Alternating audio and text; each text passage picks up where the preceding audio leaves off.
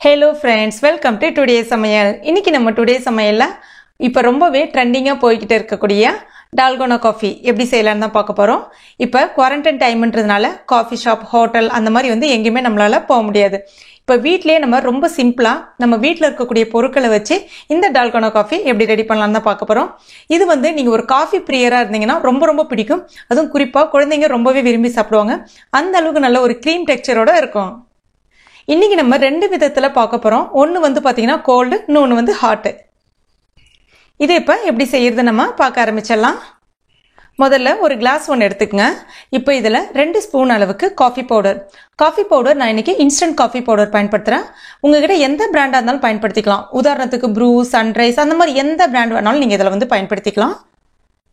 அடுத்ததா 2 ஸ்பூன் அளவுக்கு சர்க்கரை, அதாவது ஒயிட் சுகர் சேர்க்கிறேன். அடுத்ததா 2 ஸ்பூன் அளவுக்கு நல்ல தண்ணியை கொதிக்க வச்சு, அதாவது ஹாட் வாட்டர் எடுத்திருக்கேன், அதையும் இது கூட சேர்த்துக்கலாம். அடுத்ததா இந்த மாதிரி விஸ்க் எல்லார் வீட்லயுமே இருக்கும். உங்ககிட்ட எலக்ட்ரிக் பீட்டர் இருந்துச்சு அப்படின்னா நீங்க அதை பயன்படுத்திக்கலாம். இல்ல அப்படின்னா ஸ்பூன் தான் இருக்குன்னா ஸ்பூனை கூட நீங்க தாராளமா பயன்படுத்திக்கலாம். இந்த விஸ்க்ல நம்ம இது மாதிரி வச்சு அடிச்சோம் அப்படின்னா சரியா ஒரு 5 to 7 நிமிஷத்துக்குள்ள நல்ல ஒரு கிரீமியா உங்களுக்கு கிடைக்க ஆரம்பிச்சிடும். இதுவே நீங்க எலக்ட்ரிக் பீட்டர் பயன்படுத்துறீங்கன்னா சரியா 1 to 2 நிமிஷத்துக்குள்ள ரெடி ஆயிடும். ஸ்பூன் பயன்படுத்துறீங்கன்னா சரியா ஒரு 8 நிமிஷம் போல எடுத்துக்கும்.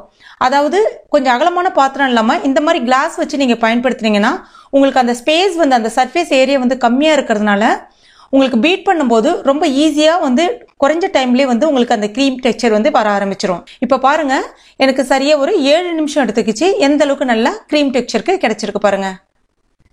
இது தனியா அப்படியே இருக்கட்டும். முதல்ல நம்ம கோல்டு டால்கனோ எப்படி ரெடி பண்ணலாம்னு பார்க்கலாம். அதுக்கு ஒரு கிளாஸ் ஒன்று எடுத்துக்கலாம். இப்போ இதுல ஒரு 3 to 4 ஐஸ் கியூப் போல சேர்த்துக்கலாம். அடுத்துதான் பால் காய்ச்சிட்டு ஆற வச்சுட்டு எடுத்து வச்சிருக்கேன். இந்த பாலை நீங்க காய்ச்சிட்டு ஆற வச்சுட்டு ஃப்ரிட்ஜில் வச்சிருந்தாலும், அதாவது நல்லா சில்லுன்னு வச்சுட்டு கூட நீங்க பயன்படுத்திக்கலாம். இப்போ இந்த பாலை இதோட சேர்த்துடலாம். ஒரு 3/4 கிளாஸ் அளவுக்கு வர்ற வரைக்கும் சேர்த்துக்குங்க. அதுக்கு அடுத்ததான் நம்ம வச்சிருக்க அந்த க்ரீம் மேலே சேர்த்துடலாம். சேர்க்கும்போது பார்த்தீங்கன்னா கொஞ்சம் மெதுவாக சேருங்க. இப்போ பாருங்க எந்த அளவுக்கு நல்ல க்ரீமியா அழகா விழுது பாருங்க.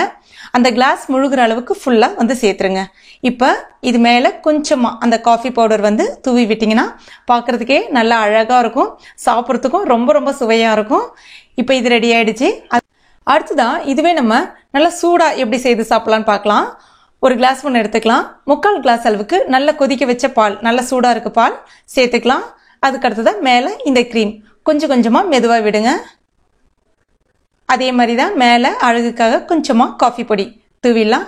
இதுவே பாத்தீங்கன்னா உங்களுக்கு இந்த க்ரீம்ல நம்ம ரெடி பண்ணோம் இல்லையா, இந்த க்ரீம்ல பாத்தீங்கன்னா கொக்கோ பவுடர் உங்ககிட்ட இருந்துச்சு அப்படின்னா அதை கூட மிக்ஸ் பண்ணிக்கலாம். 1 ஸ்பூன் அளவுக்கு மிக்ஸ் பண்ணிட்டு, அதாவது க்ரீம் ரெடி பண்ணிட்டு அப்புறம் 1 ஸ்பூன் அளவு கொக்கோ பவுடர் மிக்ஸ் பண்ணிட்டு நீங்க சேர்த்தீங்கன்னா இன்னும் நல்ல ரிச் க்ரீம் டேஸ்ட் கிடைக்கும். குழந்தைங்க ரொம்ப விரும்பி சாப்பிடுவாங்க. நல்ல ஒரு சாக்லேட் ஃபிளேவரோட இருக்கும் அது.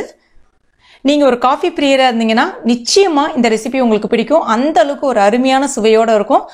ஜஸ்ட் லைட்டா ஒரு சின்ன ஷேக் மட்டும் பண்ணிட்டு குடிச்சீங்கன்னா அவ்வளோ ஒரு க்ரீமியான ஒரு டெக்ஸ்சரோட இருக்கும். அவ்வளோ ஒரு அருமையா இருக்கும். ஃப்ரெண்ட்ஸ், கண்டிப்பா நீங்க ட்ரை பண்ணி பாருங்க.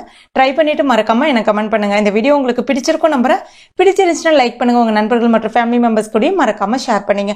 மேலும் இது போன்ற டேஸ்டி ரெசிபிகளுக்கு நம்ம டுடே சமையல் இது வரைக்கும் நீங்க சப்ஸ்கிரைப் பண்ணாத நண்பர்களா இருந்தீங்கன்னா உடனே சப்ஸ்கிரைப் பண்ணீங்க. கூடவே மறக்காம அந்த பெல் நோட்டிபிகேஷன் சிம்பிளை பிரஸ் பண்ணீங்க. Thank you.